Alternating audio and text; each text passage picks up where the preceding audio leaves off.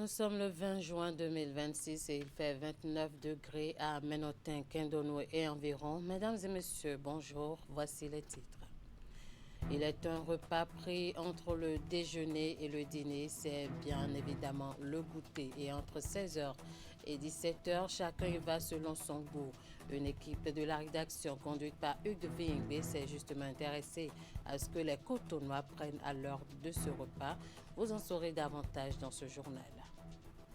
7e retraite des représentants permanents de la CEDEAO à Cotonou. Il s'agit d'une rencontre dédiée à l'examen et à la validation du pacte pour l'avenir et de l'intégration régionale et au renforcement de la coopération entre les États membres. Les précisions à suivre. Et puis, plan international Bénin et l'ONG Gbewa soutiennent une cinquantaine de femmes et filles à Dangbo dans la vallée de l'Ouémé. C'est à travers un don d'équipement destiné à aider ces dernières dans leurs activités économiques. Les détails dans un instant. À nouveau, bonjour. En dehors des 3 repas principaux de la journée que sont le petit déjeuner, le déjeuner et le dîner, entre 16h et 17h pour apaiser leur sensation de faim, les Béninois prennent une collation appelée goûter. Pour ce repas léger ancré dans les habitudes alimentaires de masse, que consomme-t-on à Cotonou? C'était avec cette interrogation que Hugues Vingbe, accompagné de Elvis Tonoucoin, est descendu sur le terrain. Voici le point de leur collecte. Moi, on m'appelle M. Doko Alexandre. Alexandre est en pleine opération de dégustation d'un sachet d'arachide quand notre équipe a débarqué sur ce site à 16h21. À côté, cette jeune dame achève un plat d'atassi. L'arachide, c'est un truc que moi j'aime dès mon bas âge. J'aime ça et ça a son temps, comme ça on temps d'arachide. À Cotonou, le choix du goûter varie d'un individu à l'autre et selon les goûts. Olayemi est plutôt friande du tapioca, pendant que Toussaint a un faible pour les beignets associés à de l'igname frite. D'abord, le tapioca, c'est un choix personnel, je l'aime bien. J'aime bien prendre du tapioca et comparativement aux autres. Mais à Taï TV, c'est que quand je ne trouve pas du tapioca que je prends ça là. Voilà.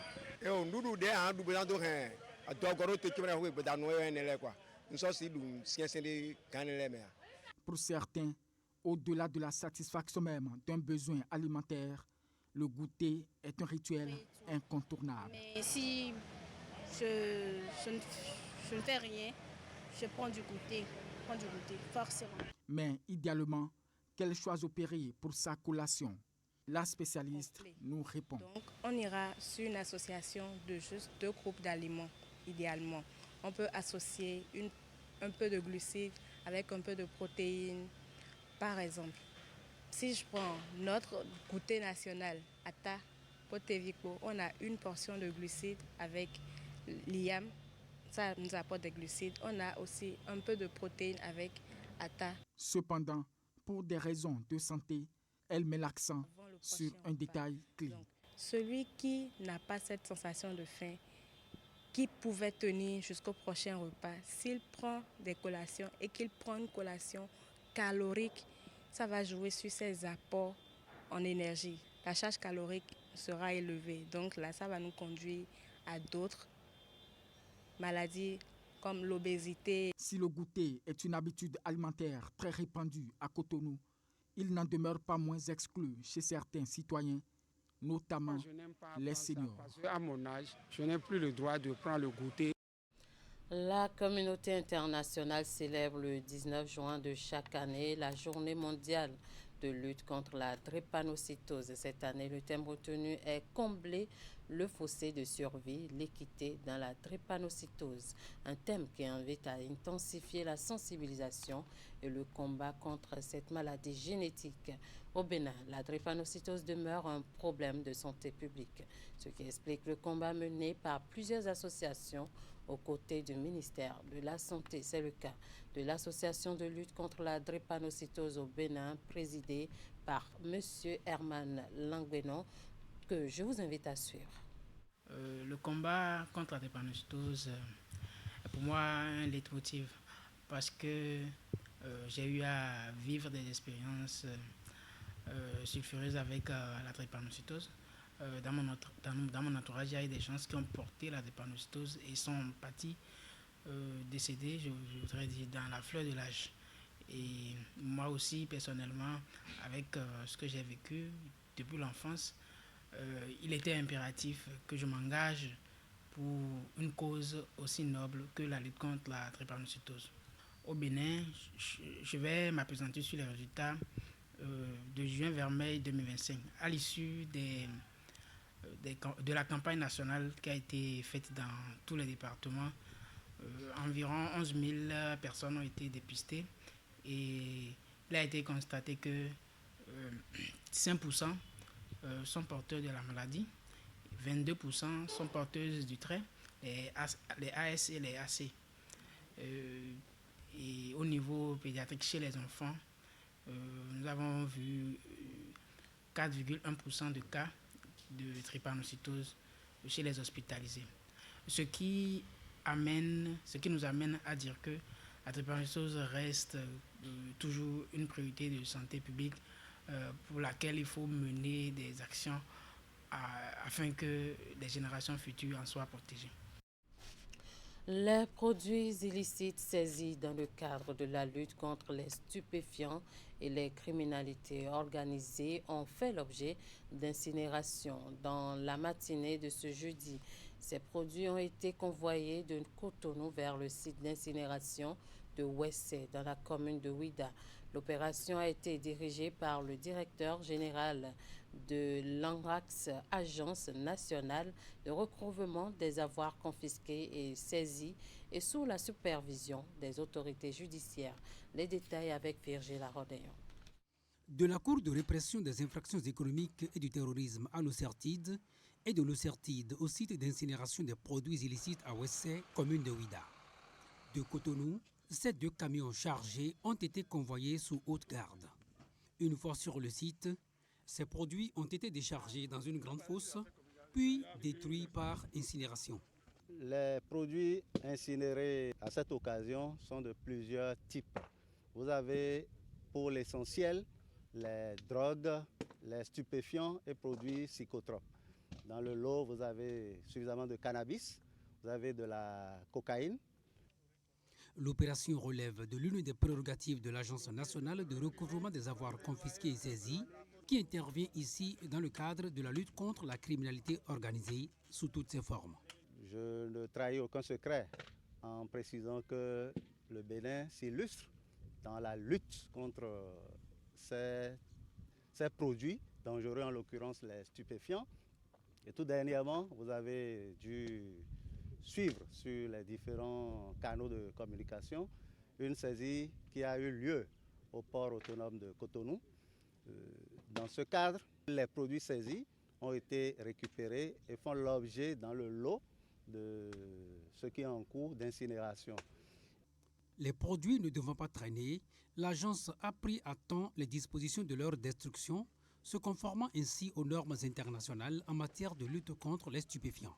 Aux populations, je vais tout simplement demander la vigilance et conseiller de s'adonner à des activités saines qui procurent le bien-être. Une équipe mixte d'agents de sécurité en armes est mobilisée sur place pour assurer la sécurité de cette opération qui se déroule par ailleurs en présence des autorités judiciaires. Je l'annonçais en début d'édition, la Commission économique des États de l'Afrique de l'Ouest poursuit sa réflexion sur l'avenir de l'intégration régionale. Du mercredi 17 au vendredi 19 juin, Cotonou a accueilli la 7e retraite des représentants permanents de la CEDEAO, une rencontre stratégique qui a réuni ambassadeurs, experts et responsables institutionnels de l'organisation sous-régionale. Au cœur des échanges, l'examen et la validation du pacte pour l'avenir de l'intégration régionale ainsi que les grandes orientations devant renforcer la coopération entre les États membres. Voici le point de la cérémonie d'ouverture des travaux. Cotonou accueille la 7e retraite du comité des représentants permanents de la CEDEAO. Pendant 3 jours, ambassadeurs, experts et responsables communautaires se retrouvent pour réfléchir aux défis et aux perspectives de l'intégration régionale en Afrique de l'Ouest. Au cœur des travaux, l'examen et la validation du pacte pour l'avenir de l'intégration régionale. Un document qui ambitionne de renforcer la coopération entre les États membres et d'adapter les mécanismes communautaires aux nouvelles réalités économiques, sociales et sécuritaires de la sous-région. Vous êtes appelés à jouer un rôle central dans cette dynamique de transformation. La responsabilité qui vous incombe ici à Cotonou est d'esquisser les contours d'une CEDEAO renouvelée, plus réactive, plus résiliente et davantage en phase avec les attentes des populations. Les discussions portent également sur le renforcement du processus d'intégration régionale, la mise en œuvre effective des politiques communautaires et la préparation des prochaines assises institutionnelles de la CEDEAO. À travers cette retraite, le comité des représentants permanents entend consolider son rôle de conseil et d'accompagnement des instances décisionnelles de l'organisation, tout en favorisant une meilleure coordination des actions communautaires. Les conclusions issues de vos travaux seront à cet égard déterminantes. Elles devront nourrir la réflexion stratégique sur l'avenir de la CEDEAO et contribuer à l'émergence de solutions pragmatiques, innovantes et consensuelles à même de renforcer la pertinence et l'efficacité de notre organisation dans un environnement en constante mutation. Les conclusions de cette 7e retraite du COREP devraient alimenter les prochaines décisions des instances dirigeantes de la CEDEAO dans un contexte marqué par la nécessité de consolider l'intégration et la coopération entre les États de l'Afrique de l'Ouest. Première édition de compte de l'année 2026 à la mairie de Cotonou, présidée par le maire Luc Nyakadia. Elle s'est déroulée ce vendredi matin sous le thème « Prévention des inondations et résilience urbaine, discipline dans l'occupation de l'espace public et salubrité urbaine ». La séance a eu lieu dans la salle de conférence de la mairie de Cotonou et a connu la participation notamment des membres du conseil municipal, des chefs des arrondissements de Cotonou et des chefs quartiers, des représentants des associations de la société civile et des groupements de femmes et de jeunes. Voici le compte rendu de Ouliat Sanoussi et Jocelyn Bariga présenté par Hugues Vingbe. Pour la première fois, le maire de Cotonou rend compte à ses administrés. Cette session de reddition de comptes permet de présenter le bilan et de mesurer le chemin parcouru par la 5e mandature en 100 jours de gestion. Elle est axée sur le thème « Prévention des inondations et résilience urbaine, discipline de l'espace public et salubrité urbaine ». La discipline de l'espace public constitue une urgence collective. La résilience urbaine n'est pas qu'une affaire de béton et de canalisation, elle est avant tout une affaire de comportement. La vérité est que les inondations résultent à la fois des défis structurels, mais aussi de comportements individuels et collectifs. La lutte contre les inondations est donc un défi d'ingénierie certainement, mais aussi un défi de citoyenneté. Nous devons par conséquent agir ensemble, avec méthode. Notre ville vient de loin et nous sommes déterminés à la mener plus loin. Des investissements colossaux ont été consentis par l'État pour renforcer les capacités d'assainissement de Cotonou et améliorer l'évacuation des eaux pluviales. Malgré cela, les défis restent importants. Conscient de cette réalité, le conseil municipal a engagé au début de son mandat une véritable course contre la montre pour préparer la saison des pluies. Un film réalisé sur les travaux entrepris a été projeté à l'assistance. Notre objectif est de passer progressivement d'une gestion réactive des inondations à une gestion préventive fondée sur l'anticipation. Pour cela, nous avons adopté une méthode simple en 5 étapes. Écouter avant d'agir, comprendre le parcours de l'eau, prioriser les urgences, construire des solutions adaptées, surveiller, entretenir, améliorer continuellement les infrastructures. C'est dans cet esprit que nous avons mis en place une cellule de prévention des inondations. je prends l'engagement avec le maire devant les populations de travailler avec vous dans une certaine complicité pour que les objectifs que nous nous sommes fixés soient atteints. Le Nyakaja invite chacun à faire de la résilience une responsabilité partagée et de Cotonou une ville plus propre, plus sûre et plus agréable à vivre. À l'occasion de cette séance interactive, un pacte citoyen avec des engagements forts est conclu entre la mairie et les populations. Et à la fin de cette première session de reddition de comptes à la mairie de Cotonou, quelques élus et citoyens ont livré leurs impressions sur le thème et la démarche adoptée par le maire Luc Nyakaja. On va les écouter. Cette reddition, nous l'avions déjà entamée depuis un moment. Nous avions fait dans les 2 circonscriptions, à savoir la 15e et la 16e, le vendredi dernier. Et c'est la dernière que nous venons de faire aujourd'hui. Je dois vous dire que mes impressions sont très bonnes parce que ça nous a permis d'écouter la population sur les dispositions à prendre pour pallier à cette calamité naturelle que Cotonou vit, vous savez bien, l'inondation. On a assisté à une reddition de concept, mais la méthode a changé. Et la méthode a changé, c'est à la type du maire actuel, le maire Luc Nyakaja. Et vous allez voir qu'il y a une participation citoyenne. Et les citoyens sont satisfaits parce qu'ils ont été associés à la chose depuis les 100 jours que le maire est là. Les populations ont été toujours associées aux actions de développement. Et cette fois-ci, les populations savent que s'ils portent des plaintes, ces plaintes seront prises en compte parce qu'aujourd'hui, on a un délai pour vider les dossiers.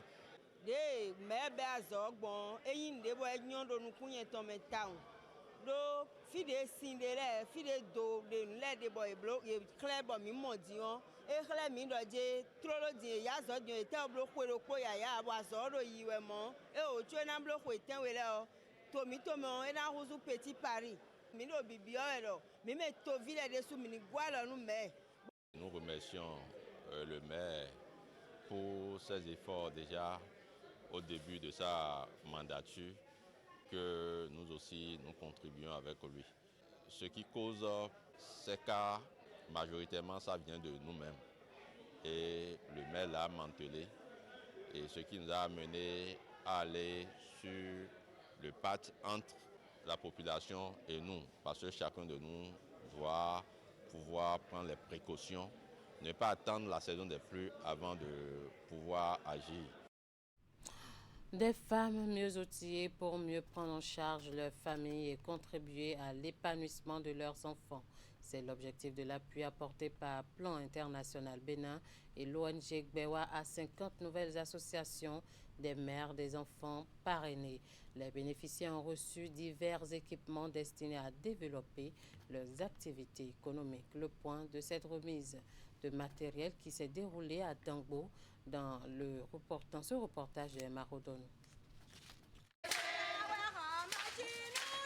50 nouvelles associations des mères des enfants parrainés à MEP qui reçoivent ici un important lot d'équipements destinés à la transformation agricole et à la production artisanale. Cet appui, fruit du partenariat entre Plan International Bénin et l'ONG Gbewa, vise à renforcer l'autonomisation économique des femmes tout en consolidant les mécanismes de protection de l'enfance. Les équipements d'une valeur totale de 38 719 000 francs CFA que nous remettons officiellement aujourd'hui ne constituent pas une simple dotation matérielle. Ces équipements sont des leviers de pouvoir, des instruments d'empowerment économique et de leadership citoyen.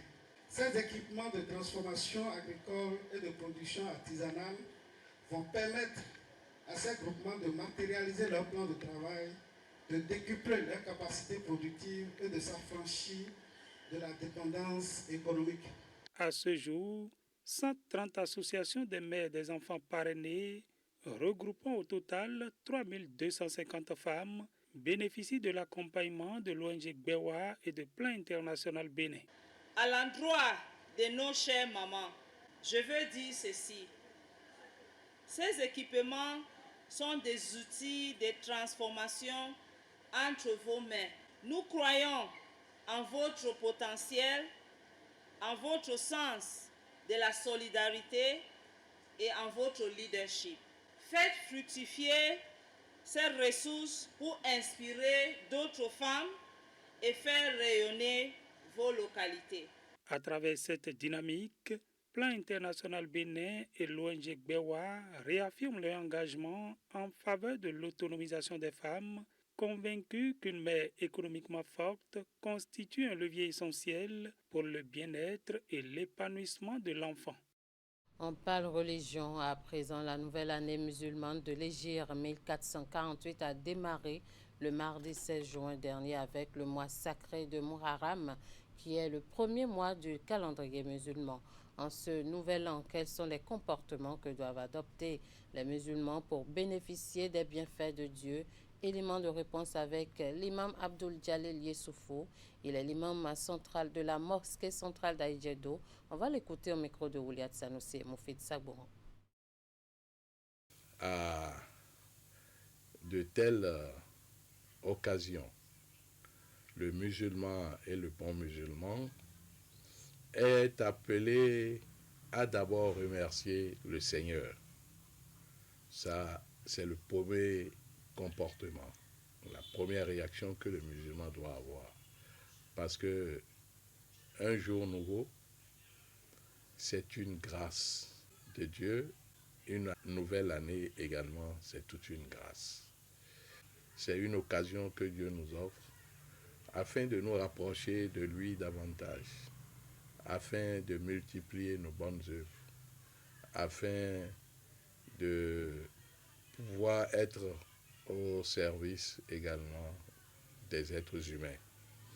Le musulman également, à de telles occasions, doit pouvoir faire le bilan de l'année écoulée et se dire comment l'année s'est passée et voir dans l'ensemble quels sont les points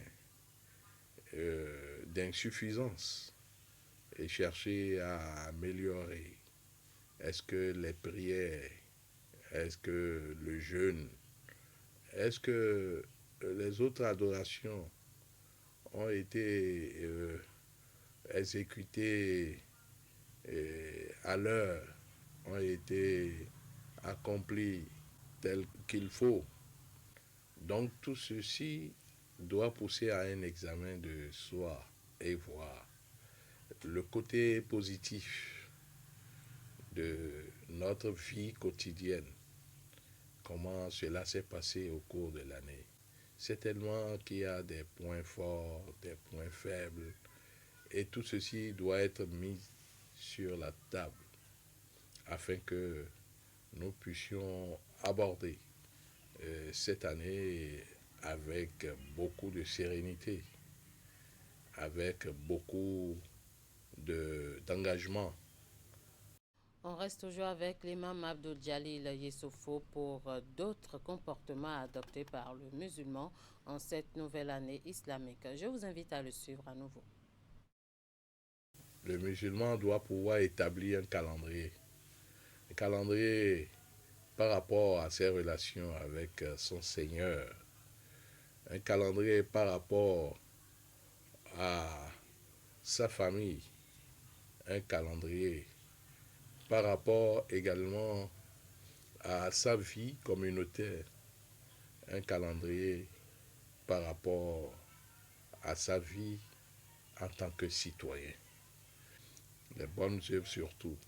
Cette année, qu'est-ce que je dois faire par rapport à mes revenus?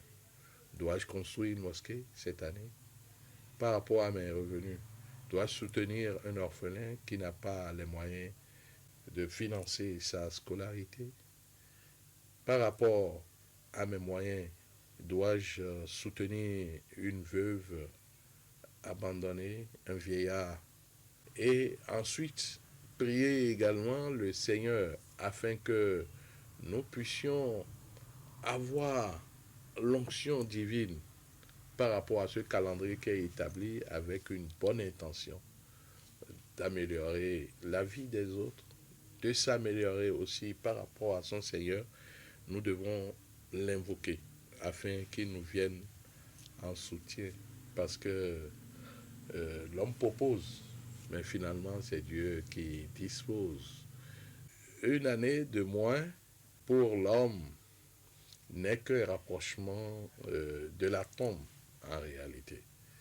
Que cette année 1448 de l'Égypte soit une année pleine de satisfaction, une année pleine de joie, une année pleine de santé, et que les vœux de chacun et de chacune soient réalisés, que les familles se resserrent davantage et que les liens entre citoyens se consolident et s'améliorent. Allahumma amin. Sur ce, prend fin ce 13h au Bénin que je vous remercie d'avoir suivi. Merci à toute l'équipe de rédaction, de réalisation et de diffusion. Restez avec nous pour la suite des programmes sur Canal 3 Bénin et agréable week-end à tous.